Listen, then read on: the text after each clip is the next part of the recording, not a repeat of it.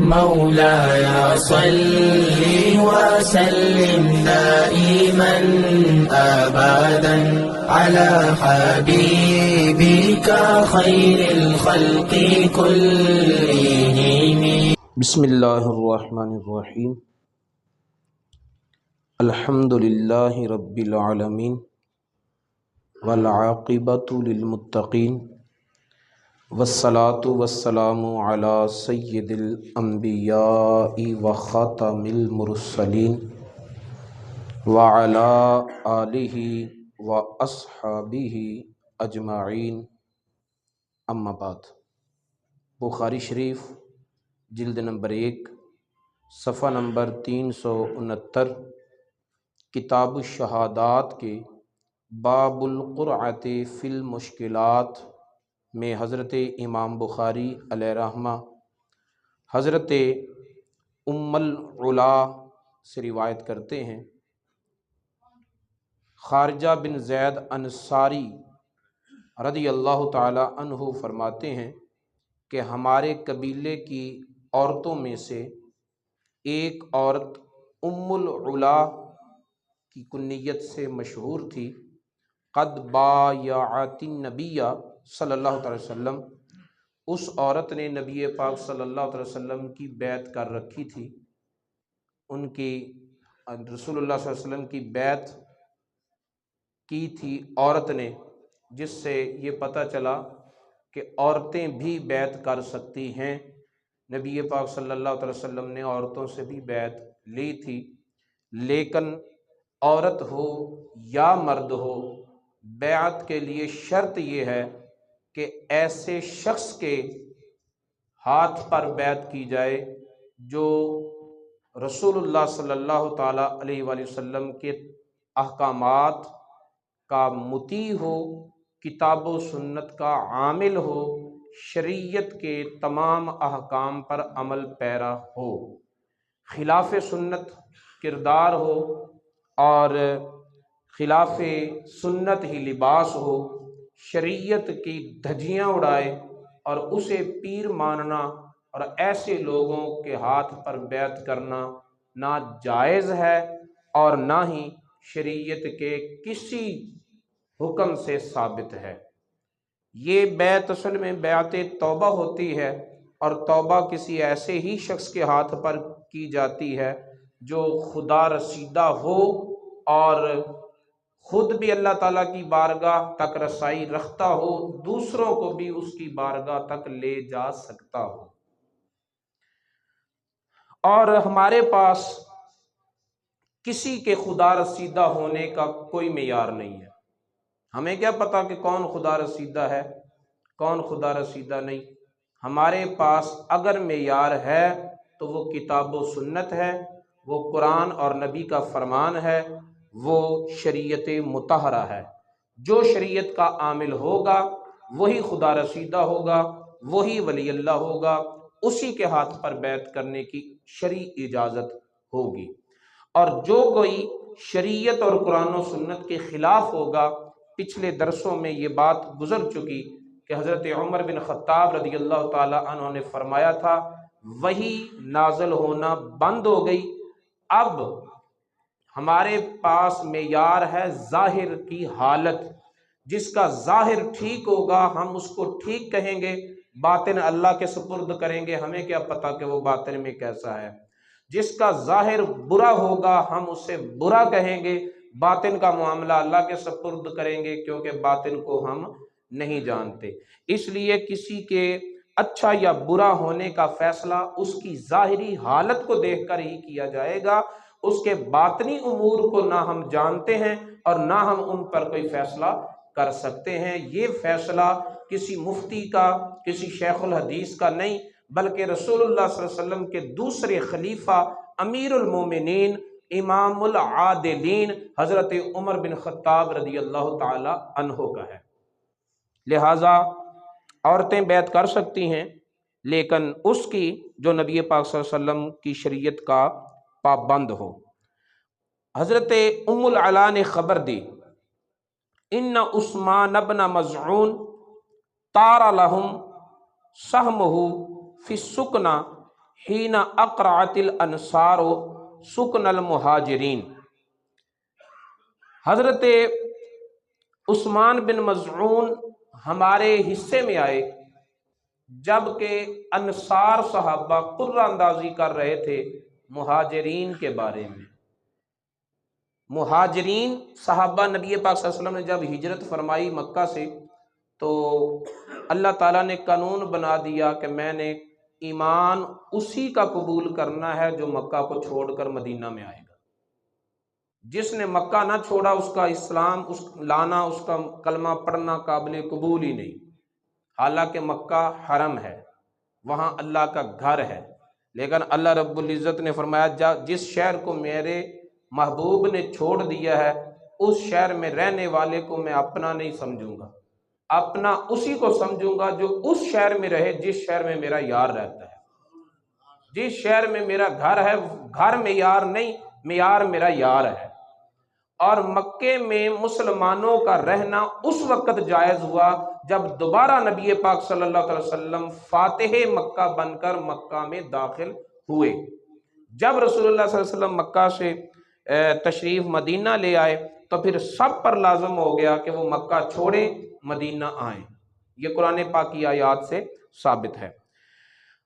تو جب مہاجرین ہجرت کر کے مدینہ میں آئے نا، انصار مدینہ کی محبت کا رنگ بھی نرالا تھا۔ انہوں نے اخوت اور بھائی چارے کی وہ مثال قائم کی ہے کہ 1400 سال ہو گئے ہیں، ابھی تک اس مثال کو کوئی توڑ نہیں سکا، وہ ریکارڈ آج تک باقی ہے۔ ہر صحابی یہ چاہتا تھا کہ مہاجرین کی خدمت کا شرف مجھے ملے۔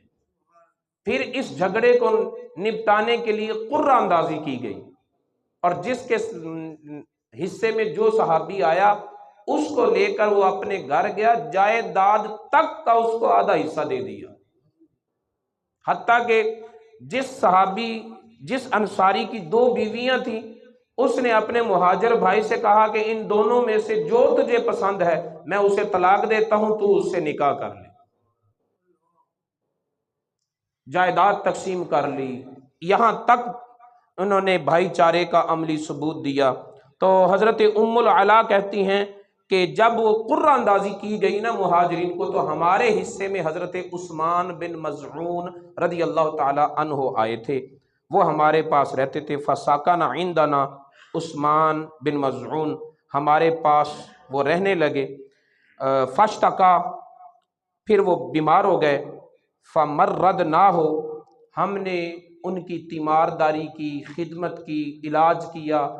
حتی اذا توفی، یہاں تک کہ وہ فوت ہو گئے، بیمار ہوئے، صحت یاب نہ ہو سکے، فوت ہو گئے۔ وجعلناہ فی ثیابہ، ہم نے ان کو کفن دے دیا، کفن پہنا دیا، اور ابھی دفن نہیں کیا گیا تھا کہ داخل علینا رسول اللہ صلی اللہ علیہ وسلم، رسول اللہ صلی اللہ علیہ وسلم ہمارے گھر تشریف لائے عثمان بن مظعون کے فوت ہونے پر۔ فقلت رحمۃ اللہ علیک ابا الصائب فشہادتی علیک لقد اکرمک اللہ۔ ام العلا کہتی ہیں میں نے کہا اے ابو صائب، یہ حضرت عثمان بن مظعون کی کنیت تھی، تجھ پر اللہ کی رحمت ہو، میں گواہی دیتی ہوں کہ اللہ نے تجھ کو اپنی بارگاہ میں عزت والا مقام عطا فرمایا ہے۔ فقال للنبی صلی اللہ علیہ وسلم، تو نبی پاک صلی اللہ علیہ وسلم نے مجھے فرمایا وما یدریک ان اللہ اکرمہ، تجھ کو کس نے بتایا ہے کہ اللہ تعالیٰ نے اسے اپنی بارگاہ میں بزرگ مقام عطا فرمایا ہے؟ فقلت لا ادری بأبی انت و امی یا رسول اللہ صلی اللہ علیہ وسلم۔ حضرت ام العلا کہتے ہیں کہ میں نے عرض کی یا رسول اللہ مجھے تو کسی نے نہیں بتایا، میں تو نہیں جانتی۔ تو رسول اللہ صلی اللہ علیہ وسلم نے فرمایا فقال رسول اللہ صلی اللہ علیہ وسلم اما عثمان فقد جاءہ واللہ الیقین وانی لارجو لہ الخیر۔ رسول اللہ صلی اللہ علیہ وسلم نے فرمایا کہ عثمان اللہ کی قسم اس یقینی موت کو پا چکا ہے جس کے آنے میں کوئی شک نہیں، اور میں عثمان کے بارے میں خیر کی امید رکھتا ہوں، میں عثمان کے بارے میں خیر کی امید رکھتا ہوں۔ واللہ ما ادری وانا رسول اللہ ما یفعل بہ، اللہ کی قسم میں اللہ کا رسول ہو کر بھی ذاتی طور پر نہیں جانتا ہوں کہ اس کے ساتھ کیا ہوگا۔ تو کیسے کہہ رہی ہے؟ میں اللہ کا رسول ہو کر اپنے پاس سے اپنے ذاتی علم سے نہیں جانتا، نہیں بتا سکتا کہ اس کے ساتھ کیا ہونے والا ہے، تو کیسے گواہی دے رہی ہے؟ قالت، حضرت ام العلا کہتی ہیں فواللہ لا ازکی احدا بعدہ ابدا، اللہ کی قسم آج کے بعد میں کبھی کسی کی اس طرح گواہی نہیں دوں گی، اس طرح کی صفائی میں نہیں پیش کروں گی۔ فاحزننی ذالک، رسول اللہ صلی اللہ علیہ وسلم کی اس بات نے مجھے غمگین کر دیا۔ جب میں غمگین ہوئی تو فنمت، میں سو گئی۔ فاریت لعثمان عینا تجری، تو میں نے خواب میں دیکھا کہ عثمان بن مظعون کا ایک چشمہ ہے، اللہ تعالیٰ نے انہیں ایک چشمہ دیا ہے جس سے پانی نکلے جا رہا ہے، نکلے جا رہا ہے، نکلے جا رہا ہے، تجری عینن تجری، جاری چشمہ ہے۔ فجئت الی رسول اللہ صلی اللہ علیہ وسلم فاخبرتہ، میں رسول اللہ صلی اللہ علیہ وسلم کے پاس آئی اور میں نے رسول اللہ صلی اللہ علیہ وسلم کو اپنی خواب سنائی کہ یا رسول اللہ میں نے خواب میں یہ دیکھا ہے۔ فقال ذلک عملہ، تو رسول اللہ صلی اللہ علیہ وسلم نے فرمایا کہ وہ جو چشمہ تو نے دیکھا ہے نا، وہ عثمان کا عمل ہے جو بڑھتا جا رہا ہے، بڑھتا جا رہا ہے، بڑھتا جا رہا ہے۔ ہر بندے کی موت پر اس کے دفتر عمل کو بند کر دیا جاتا ہے، جو نیکیاں کر لیں، جو گناہ کر لیے، نہ کسی گناہ کی کمی ہو سکتی ہے، نہ کسی نیکی میں اضافہ ہو سکتا ہے، بند۔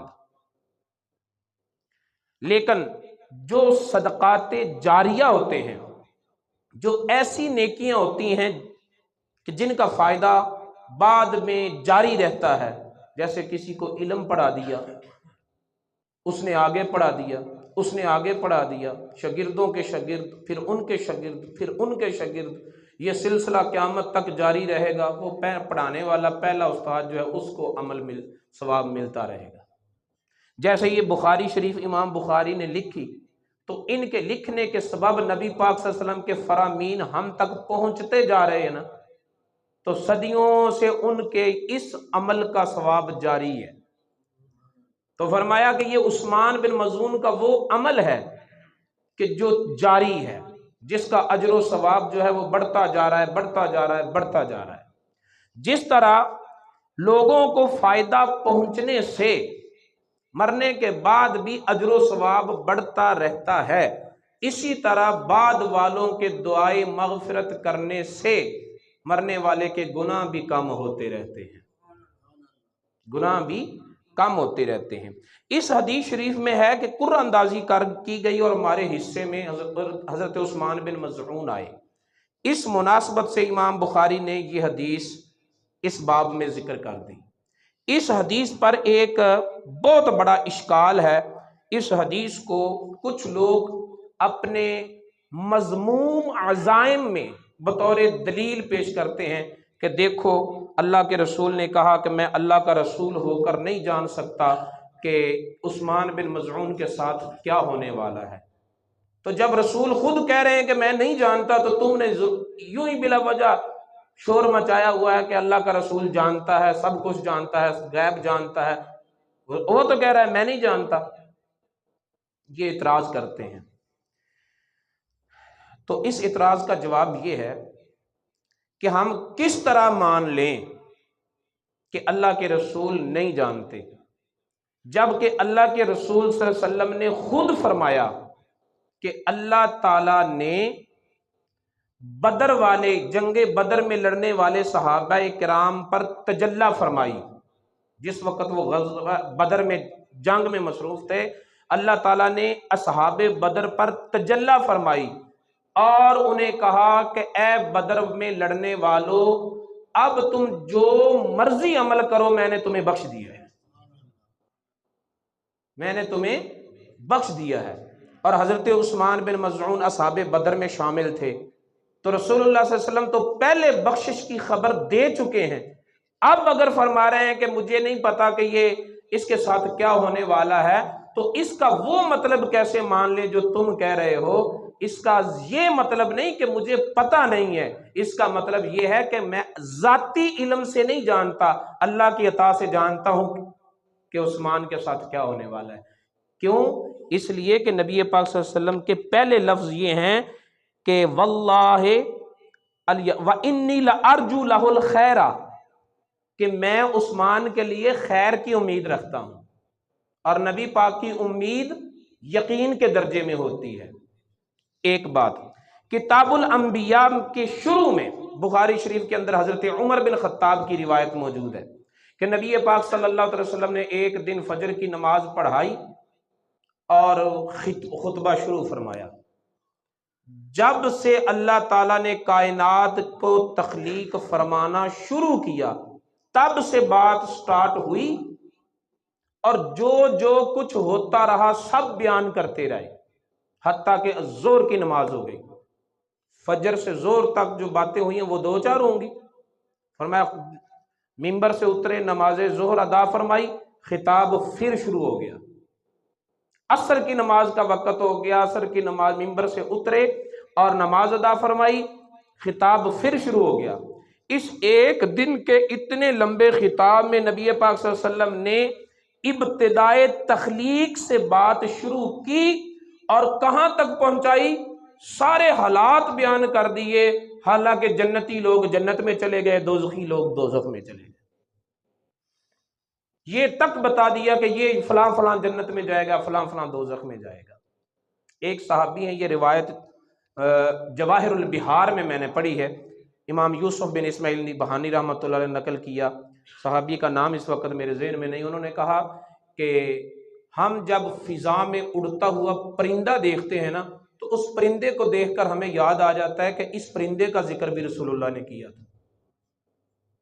جب رسول اللہ صلی اللہ علیہ وسلم نے اتنا کچھ بیان کر دیا، تو اب کیسے ہم مان لیں کہ رسول اللہ صلی اللہ علیہ وسلم فرما رہے ہیں کہ مجھے پتا نہیں ہے؟ اصل میں جو بتلانا مقصود ہے نا، بتلانا مقصود یہ تھا کہ ام العلا، تو جو گواہی دے رہی ہے میرے اوپر تو وہی اترتی ہے اللہ کی عطا سے، میں تو جانتا ہوں، تو جو گواہی دے رہی ہے تو کس بنیاد پر گواہی دے رہی ہے؟ خاموش، بات تو یہاں سے شروع ہوئی تھی نا، ام العلا کی گواہی سے۔ تو ام العلا سے کہا کہ تو کیسے گواہی دے رہی ہے، تیرے پاس کہاں سے علم آیا؟ جبکہ ذاتی علم، ذاتی طور پر، یعنی بغیر اللہ کے بتائے میں نہیں جانتا اللہ کا رسول ہو کر، تو اللہ کی نبی بھی نہیں ہے، رسول بھی نہیں ہے، تو کیسے گواہی دیتی ہے؟ تو وہ خاموش ہو گئی۔ ان کو خاموش کرنے میں رسول اللہ صلی اللہ علیہ وسلم کی تعلیم امت کے لیے تھی کہ بلا وجہ کسی کی چاپلوسی اور خوش آمدید کر کر کے ساری زندگی کوئی نشے میں دھت رہا ہو اور بعد میں ان کی کرامتیں بیان کر کر کے ان کو اللہ کا ولی ثابت کرتے رہو۔ میں سمجھتا ہوں ذاتی طور پر کہ یہ حدیث ان لوگوں کے لیے نہیں بلکہ ہمارے زمانے کے لیے تھی، جو ہم نے ہر شخص کو پکڑ کر اللہ کا ولی بنا دیا ہے۔ ہر ایک کے بارے میں کہتے ہیں فلاں جو بڑا خدا رسیدہ ہے، فلاں بڑا خدا رسیدہ ہے۔ بھئی اللہ کی بارگاہ میں کون مقرب ہے، کون مقرب نہیں ہے، تمہارے پاس کہاں سے علم آ گیا؟ نہ تم پر وحی اترتی ہے، نہ تمہارے پاس کوئی فرشتہ آتا ہے، تو یہ بات تم کیسے کرتے ہو؟ اس لیے کسی کے اچھے ہونے کی امید رکھنی چاہیے کہ اس کا انجام اچھا ہوگا۔ بلا وجہ، بغیر کسی سند اور دلیل کے کرامتیں بنا کر، بیان کر کر کے نہیں، کرامتیں بنا کر، گھڑ کر، خلاف شرع عمل ہو جن کو نہ شریعت کا پتہ، نہ طریقت کا پتہ، نہ رسول اللہ صلی اللہ علیہ وسلم کی سنت سے اس کو کوئی نسبت، اور ایسے لوگوں کی کرامتیں بیان کرنا، انہیں خدا رسیدہ بتانا اور کہنا کہ اللہ کا بڑا قریبی ہے۔ اس حدیث میں ہمیں اس بات سے روکا گیا ہے کہ تمہارے پاس کوئی ذاتی علم ہے جس کی بنا پر تم فیصلہ کر سکو کہ کون اللہ کے کتنا قریب ہے؟ ہم صرف ظاہری عمل دیکھ کر یہ کہہ سکتے ہیں کہ یہ بندہ قرآن حدیث کے مطابق عمل کرنے والا تھا، اللہ کی بارگاہ میں اس کے عمل قبول ہیں بھی کہ نہیں ہم تو یہ بھی نہیں گواہی دے سکتے، کیونکہ ہمیں کون سا پتہ ہے کہ کون دکھلاوی کی نمازیں پڑھ رہا ہے اور کون حقیقت کی نمازیں پڑھ رہا ہے۔ جس کا ظاہر اچھا ہو ہم اس کو اچھا کہنے کے پابند ہیں، جس کا ظاہر برا ہو ہم اس کو برا کہنے کے پابند ہیں، اور اللہ کی بارگاہ میں کس کا کیا مرتبہ ہے نہ ہمیں معلوم ہے، نہ ہم کسی کے متعلق کہہ سکتے ہیں۔ ہمیں اس بات سے منع کیا گیا ہے کہ بلا وجہ چاپلوسیاں اور بلا وجہ کی خوشامدیں اور جھوٹی کرامتیں نہ بیان کرو، اس سے روکا گیا ہے، بجائے اس کے کہ حدیث کا اصل مقصد سمجھا جاتا ہم نے اس حدیث کو نبی کے علم کے خلاف دلیل بنا لیا۔ اس سے بڑی بھی حماقت کوئی ہو سکتی ہے کہ جس نبی کے سے کائنات کو علم ملا ہے، یہ بتائیں اگر اللہ کا رسول ہی علم سے خالی ہے تو بھائی تمہارے پاس علم کہاں سے آیا؟ پھر تم کیسے عالم بن گئے ہو؟ تم کیسے اپنے آپ کو حضرت العلام کہلاتے ہو؟ مولانا اور فلاں فلاں القابات جو تمہارے نام کے ساتھ لگتے ہیں وہ کیسے جچتے ہیں؟ قطعی طور پر اللہ کے رسول کے بارے میں منفی سوچ نہ رکھیں، مثبت سوچ رکھیں۔ یہ حقیقت ہے کہ اللہ کے بتائے بغیر نبی پاک صلی اللہ علیہ وسلم کچھ نہیں جانتے، پر اس پہلو کو بیان کرنے کی ضرورت کیا ہے؟ دوسرا پہلو بیان کرے نا کہ اللہ کی عطا سے وہ سب کچھ جانتے ہیں، اللہ کی عطا سے وہ سب کچھ جانتے ہیں، اور اللہ تعالیٰ نے کے بتانے کے بغیر وہ کچھ نہیں جانتے۔ چلو ٹھیک ہے کہ اللہ نہ بتائے تو وہ کچھ نہیں جانتے، لیکن یہ تو بتاؤ کہ وہ کون سی چیز ہے جو اللہ نے رسول کو بتائی نہیں ہے؟ یہ بھی تو بتاؤ نا کہ پھر وہ کون سے علوم ہیں جو اللہ نے اپنے محبوب سے چھپا کر رکھے ہیں۔ اللہ کی عطا سے میرا نبی ساری کائنات کے سارے علوم جانتا ہے، اور یہ حدیث صرف امت کی اصلاح کے لیے ہے کہ بلا وجہ کسی کی خوشامد اور چاپلوسی نہ کی جائے۔ اللہ کی بارگاہ میں کس کا کیا مرتبہ ہے یہ اللہ ہی فیصلہ کر سکتا ہے، یہ ہم فیصلہ کرنے والے نہیں ہیں۔ اللہ تعالیٰ کی بارگاہ میں دعا ہے نبی پاک صلی اللہ علیہ وسلم کی تعلیمات کو سیکھنے اور ان پر عمل پیرا ہونے کی توفیق عطا فرمائے۔ مولاي صل وسلم دائما أبدا على حبيبك خير الخلق كلهم